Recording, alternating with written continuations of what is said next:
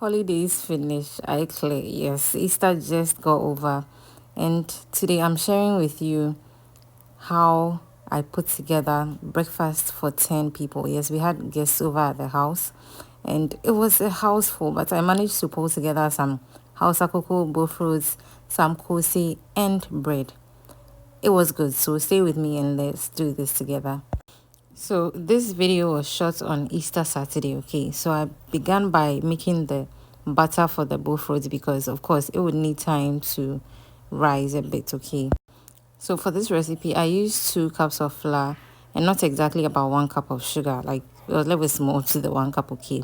And then 2 tablespoons of yeast. And then I gave this a good mix and then added a little about 1 cup of warm water. Please add the water in bits, okay, because you don't want a situation where you cannot handle the mixture you're using for your bofrot. I, for one, I'm not very good with the dropping of the mixture into the oil, so I don't make my butter too runny, okay. If you're new here, hello, my name is Yasmi, and this is my kitchen taste and bloom. Please consider subscribing if you haven't already and join this amazing blooming family. I promise you would love it here, okay? And if you're a returning subscriber, thank you so much for coming back to watch my video. I thank you so much for the support over the years, okay? So at a point, to help develop the gluten, I went in with my hand, yes, to mix the butter very well into a smooth mixture. Once the mixture was to my satisfaction, I covered and then I put it into my oven and left it there to rise for about 30 to 45 minutes, okay? So I went ahead and started on the other things we were having for breakfast. So I'm getting started with my Hausa Koko, okay? So I'll first of all begin by heating some water on fire. So this is what I'll be using for my Hausa Koko. It's in the powdered state. Just mix with the water and then add it into the water on fire and you're good to go. Okay, it's very convenient. That's why I love it. So I use this pack and about 1 cup extra, okay. The instructions on how to make this porridge using the powder are on the pouch, okay. So it's a no-fail thing. You can't go wrong, okay. This video is not sponsored, okay, but I love this lady's products. So I always get them for the house, okay. So that's why I'm using her products in this video. It's not as if she has paid me to do it, okay. But certainly buy from her and then tell her that Yasmi told you about her, okay. So at this point, I'm mixing my Hausa Koko with some water to form not a thick paste per se, but in between, okay, consistency so that it's easy to work with. So this is what I am looking for. Of course, at a point I swabbed and used my clean hand and then I mixed everything up together. So I'm going to set this aside and check on the water to see if it's boiling. And it is, so I'm going to go ahead and transfer my mixture into it. So at this point, with Hausa Koko or with the powder, well, from what I understand from the lady who sold me the powder, she says you don't have to let it boil when you add in the mixture, okay. So once it begins to thicken up, you can add water to adjust the consistency of your porridge, but do not let it boil, okay. So for this particular day, right, we're going to make fufu later on in the afternoon. So I didn't want it to get out of their system so quickly, so I didn't make it too runny. I made it thick actually so that it will be in their system for probably about 2 hours to give us enough time to make the fufu and chicken light soup. I'll show that in my next video, so please turn your notification bells on so you do not miss that recipe. So personally, when I'm making a Hausa Koko or any porridge for that matter, and I'm going to give it to children, I put the sugar and milk in the porridge while on fire and mix everything up, okay, so that we don't have that issue of too much milk, too little milk when we are serving, okay. So everything goes onto the fire and then I'll mix everything up nicely and then serve, okay. But certainly do it like the way you want, but this is how I make it when I'm making porridge when a lot of kids are involved, okay. So because there was a ton of things to do this morning, I think I should have mentioned from the beginning of the video that I woke up at 5 a.m, okay.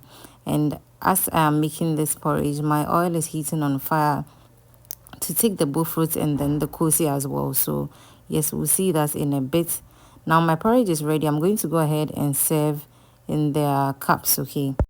Like I mentioned earlier, I don't want a very runny consistency, okay? So this is perfect for me.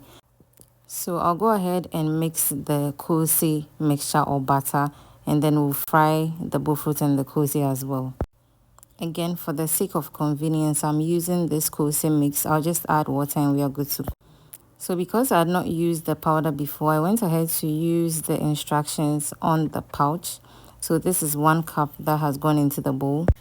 And then I'm going to go in with another cup of the Koose powder and add a cup of water, and that's it, okay? So if you don't want to use the measuring cups also, just bear in mind that whatever mixture or batter you get in the end shouldn't be runny, because this is Koose. As much as we want this to be fluffy, we want also the inside to be a little dense, okay? So do not add too much water so it's too runny, okay?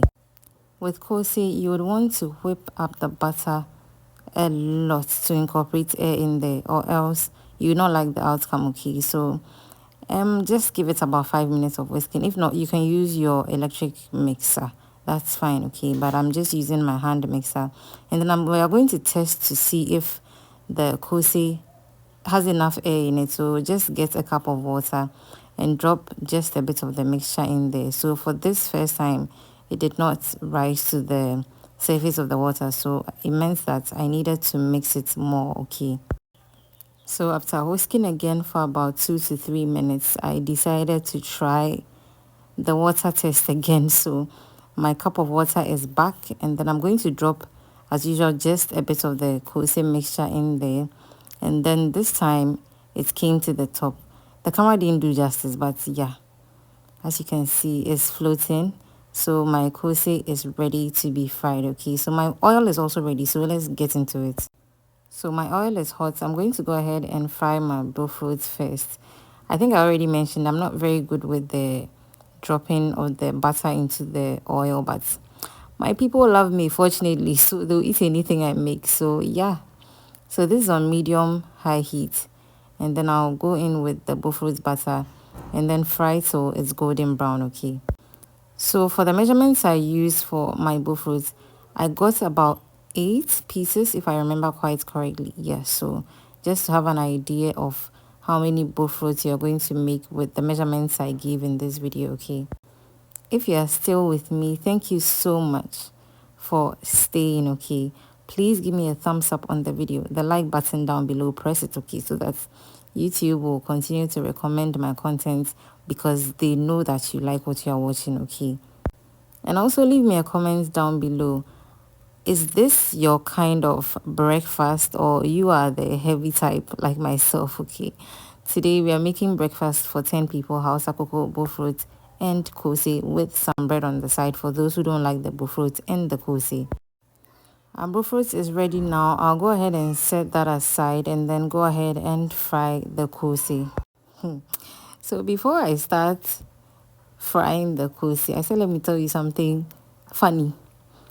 So I bought some ice cream scoop at Melcom, right? And then I go home and I realized that it wasn't functioning properly for the ice cream scooping. That's what I'm showing you. So I said, oh, today let me use it to scoop my Koose. See, I don't even know what to say. I don't like it, honestly, but I had to make use of it for the first batch of the Koose frying. But for the next batch, I used a normal spoon, okay? So yeah, the first batch was a bit small or scruffy. I don't even know what to say, but yeah, but it still worked out okay. So I just went in with my Koose mixture and then allowed it to fry. That's just basically it, okay, till it was golden brown. That's all. Just keep an eye on it, because you don't want it to burn on the outside and not cook on the inside, because it's beans flour, okay? You want it to be cooked through and through. So reduce your heat, just have enough patience for it, and then let it keep frying till it's all done. So fast forward, our Koose is ready. So I'm going to go ahead and take them out of the fire, because at this point, the squad was standing on my neck. Like I said, I cooked for 10 people in total on Saturday, right? Yeah, so it was probably around 8 at this time, but people were hungry, okay, so I had to do quick. Yeah, so breakfast is served, and of course people were impatient, so they had even started eating the Bofrot and things, but we move. So this is basically how a part of my morning on Easter Saturday was in my kitchen. I hope you are inspired to try this recipe in your various homes. And please, if you do, give me feedback on any of my social media platforms. Please like the video, leave a comment down below, share when you're done watching, and as always, keep blooming.